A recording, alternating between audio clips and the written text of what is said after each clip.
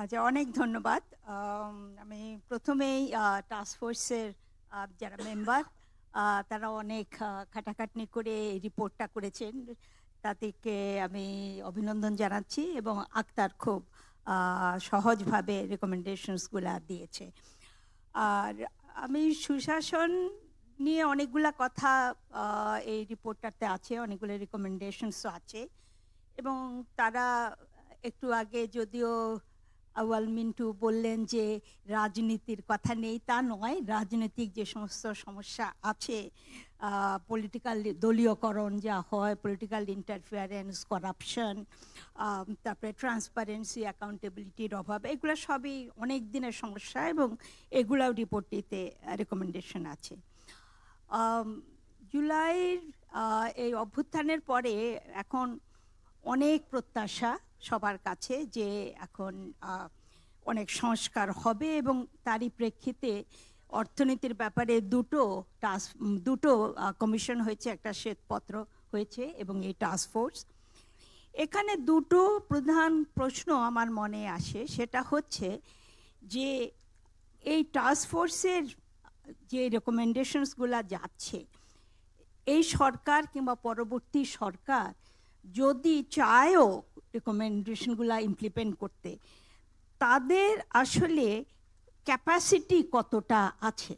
কারণ অনেক সময় আমরা দেখেছি যে হয়তো কিছু রিফর্মস আরম্ভ করা হয়, কিন্তু যারা অপোনেন্টস অফ রিফর্মস, যারা এদের বিরুদ্ধে আছে, তাদের অনেক সময় তারা অনেক শক্তিশালী থাকে এবং কিছুটা তাদের নিজস্ব হয়তো বেনিফিটস আছে, কিছুটা ব্যুরোক্রেটিক ইনার্শিয়া থাকে এবং সেই জন্য সংস্কারগুলো শেষ পর্যন্ত বিশেষ হয় না। আর দ্বিতীয় যে প্রশ্ন, সেটা এর আগেও অনেকবার হয়েছে, সেটা হচ্ছে যে একটা সরকার আরম্ভ করলেও তারপরে এটা রেজিম চেঞ্জের পরে সেই সংস্কারগুলা সারভাইভ করে কিনা। এখন সবাই যখন নিজেদের একটু পার্সোনাল এক্সপিরিয়েন্স বলছে, আমিও নিজের একটা পার্সোনাল এক্সপিরিয়েন্স বলি। একটা সংস্কারের সঙ্গে আমি সরকারি কর্মকর্তা নয়, কিন্তু তার বাইরে প্রায় 10 বছর আমি যুক্ত ছিলাম, সেটা আমাদের দেশের হেলথ সেক্টর নিয়ে। এবং যেহেতু এই রিপোর্টটার মধ্যে হেলথ সেক্টরের ডেলিভারি নিয়ে অনেকগুলো রেকমেন্ডেশন আছে, কিছু কিছু পদক্ষেপ ছিল এবং সেগুলো আমরাও সেই পুরনো সময়েও আমরা এগুলা চালু করার চেষ্টা করেছিলাম। যেমন এখানে যে পাইলট হসপিটালের কথা বলা হয়েছে, তারপরে চাঁদাবাজ দালালদেরকে বের করে দেওয়ার জন্য যে একটা বলা হচ্ছিল গুন স্কোয়াড করার কথা, কিংবা ফিডব্যাক মেকানিজম যেখানে এটা, সেগুলো পড়তে গিয়ে আমার আমি যখন যুক্ত ছিলাম, সেটা খুব আমি লম্বা করে বলবো না, 1996 সাল থেকে প্রায় 2006, এই 10 বছর আমি এই সংস্কারটার সঙ্গে বাইরের থেকে যুক্ত ছিলাম। আমার প্রথম যখন যেভাবে যুক্ত ছিলাম সেটা হচ্ছে যে আমি কলাম্বিয়া ইউনিভার্সিটিতে পড়াচ্ছিলাম, কিন্তু তখন 1996 সালে ওয়ার্ল্ড ব্যাংক লেড একটা মিশন আসছিল বাংলাদেশে হেলথ সেক্টর রিফর্ম করার জন্য, এবং সুইডিশ সিডা তখন আমাকে বলল আমি যদি ওই মিশনে আসি। কারণ হচ্ছে নতুন 2-3টা রিফর্মস তখন করা হবে। একটা হচ্ছে এর আগে সমস্ত প্রজেক্ট বেসড প্রোগ্রামিং হতো, হেলথ এবং পপুলেশন সেক্টর আলাদা ছিল বলে এটাকে আমরা ইউনিফাইড করব, সেক্টর প্রোগ্রামিং হবে। দ্বিতীয় বলল এতদিন পর্যন্ত সমস্ত কিছু প্রজেক্ট প্রিপারেশন হয় ডোনার এবং গভর্নমেন্টের মধ্যে কনসালটেশনে, কমিউনিটি কিংবা স্টেক হোল্ডার সিভিল সোসাইটির কোনো সিট নাই ওখানে। আমাকে বলা হলো যে আমি যদি এসে এই স্টেক হোল্ডার কনসালটেশনটা কিভাবে আগানো যেতে পারে, এটা আগাতে পারি কিনা। তো আমার নিজের সেই ব্যক্তিগত ইন্টারেস্টে আমি ভেবেছি একটা নিশ্চয়ই citizen should have a voice, আমি যুক্ত হলাম। যখন আসলাম তখন আওয়ামী লীগ গভর্নমেন্ট 1996-এর এসেছে। তখনকার যে সেক্রেটারি ছিলেন যে মোহাম্মদ আলী, আপনি হয়তো নিশ্চয়ই চেনেন, তখন উনি নিজে, যেটা আগে বলা হয়েছে উনি secretary, he was very committed এই সেক্টর প্রোগ্রামিং এগুলার ব্যাপারে এবং স্টেক হোল্ডার কনসালটেশন। কিন্তু ভিতরে অনেক দিনে যে ফ্যামিলি প্ল্যানিংয়ের যে এই সমস্ত অফিসাররা ছিলেন, তারা তো একদম ডেড সেট, কারণ সবারই প্রজেক্ট থাকলে গাড়ি থাকে, এটা সেটা থাকে, সেক্টর প্রোগ্রামিংয়ের এগেনস্টে ছিল। কিন্তু যেহেতু সেক্রেটারি এবং সেই সরকার কমিটেড ছিল, অতএব সেটা তখন ওই প্রজেক্ট সেটা হয়েছে। কিন্তু ওই যে স্টেক হোল্ডার যে কনসালটেশন, সেটাতে আমি দেখলাম তখন যে একজন জয়েন্ট সেক্রেটারি ছিলেন, উনি ইন্টারেস্টেড ছিলেন, সাপোর্টিভ ছিলেন, কিন্তু পুরা এজেন্ডাটাই আসলে ছিল সুইডিশ সিডার। গভর্নমেন্টের মধ্যে কিংবা যে কেউ চাচ্ছিল যে স্টেক হোল্ডারে কমিউনিটিরা ওভারসাইট করবে কিংবা কিছু, ওরকম না। কিন্তু ঠিক আছে, যখন বাইরের ডোনার বলছে। কিন্তু আমরা প্রায় 2 বছর ধরে খুব খাটাখাটি করে মানে ওই সুইডিশ সিডার টাকায় সারা দেশে কনসালটেশন করে কমিউনিটি বেসড এই প্রজেক্ট প্রপোজাল করা হলো। তখন এই প্রত্যেক কমিউনিটি ইউনিয়ন পরিষদে কমিউনিটি ক্লিনিংয়ে সিটিজেন্স বিল অফ রাইটস লেখা থাকবে, কোন ওষুধ থাকবে কি, এগুলো সমস্ত প্রিপেয়ার করা হলো। প্রত্যেক জায়গায় ওই যে হেলথ ওয়াচ গ্রুপ করা হলো প্রত্যেক কমিউনিটি ক্লিনিকে, যেখানে কমিউনিটি ক্লিনিক না, প্রত্যেক যে ইউনিয়ন পরিষদ প্রত্যেকটা সরকারি ওখানে যে কমিউনিটির লোকরা সেই হেলথ ওয়াচ করবে, যেটার কথা আপনারা এটাতে বলছেন, এগুলো কিন্তু এস্টাবলিশ করা হয়েছিল।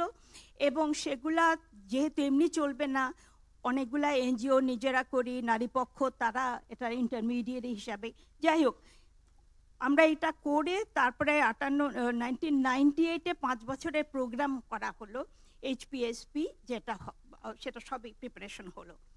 কিন্তু তারপরে 2001 সালে সরকার পরিবর্তন হয়ে গেল, এবং যে মুহূর্তে সরকার পরিবর্তন হয়ে বিএনপি সরকার আসলো, তখন যারা ফ্যামিলি প্ল্যানিং লবি ছিল তারা অনেক স্ট্রং হয়ে গেলেন, এবং তারা বলে এই সমস্ত সেক্টর প্রোগ্রামিং এগুলার দরকার নাই।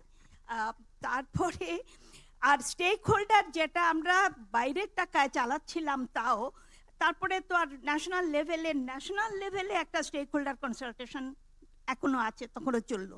কিন্তু কমিউনিটি লেভেলের যে সমস্ত কনসালটেশন সেগুলা তারপরে আর এটার কোনো কেউ এটা দায় নিচ্ছে না, টাকা পয়সা নেই, ওগুলা সবই বন্ধ হয়ে গেল। তারপরে আমি অনেক বাইরে থেকে প্রায় আসতাম, দেখা করতাম সরকারি কর্মচারীদের সঙ্গে, এমনকি সিপিডির সঙ্গেও কোলাবোরেশনে দুটো বড় এখানে ডায়ালগ করা হয়েছিল, যেখানে সমস্ত কমিউনিটি বেসড লোকজনকে আনা হয়েছিল। সরকারি কর্মচারীরা যা বলেন তারা বলেন যে আমরা দেখব, কিন্তু সেটা বিশেষ কিছু হচ্ছিল না। তারপরে আমি দেখলাম যে আমি আর যা করতে পারি সেটা হচ্ছে যে অন্যান্য সমস্ত একাডেমিক্স কিংবা অন্যান্য অ্যাডভোকেটসদেরকে নিয়ে যদি বাইরে থেকে একটা অ্যাডভোকেসির কোনো ফোরাম করা যায়, এবং আমরা সেটার বেসিসে 2006 থেকে বাংলাদেশ হেলথ ওয়াচ সেটা আমরা করলাম। এবং আমরা প্রত্যেক 2 বছর পর পর খুব ভালো একটা রিপোর্ট লিখি, অনেক ভালো ভালো রেকমেন্ডেশন থাকে। সরকার আসে, সরকারের সেক্রেটারিরা এসে শুনে বলে খুবই ভালো রেকমেন্ডেশন, কিন্তু এগুলাকে যে তারপরে অনেক চেষ্টা করেও যে তারপরে কতটা ইমপ্লিমেন্টেশন করা যায় সেটা আমরা জানি না। এবং যেই সমস্যাগুলো আমরা 10 বছর আগে আইডেন্টিফাই করেছি এখনো সেগুলা চলছে। অতএব এটা যেটা আগে যেভাবে প্রথমে মানে ভাবা হয়েছিল ইনসাইডার এবং আউটসাইডাররা ইন্টিগ্রেটেড ভাবে একটা রিফর্ম এজেন্ডাকে উইথ গুড অ্যালায়েন্স এগিয়ে নেবেন, সেটা আর বাইরের লোক বাইরেই আছে, ভিতরের লোক ভিতরেই আছে, ওই ইন্টিগ্রেটেড যে এফার্ট সেটা নেই। এখন আমি শুধু 2-3টা কথা বলে শেষ করব।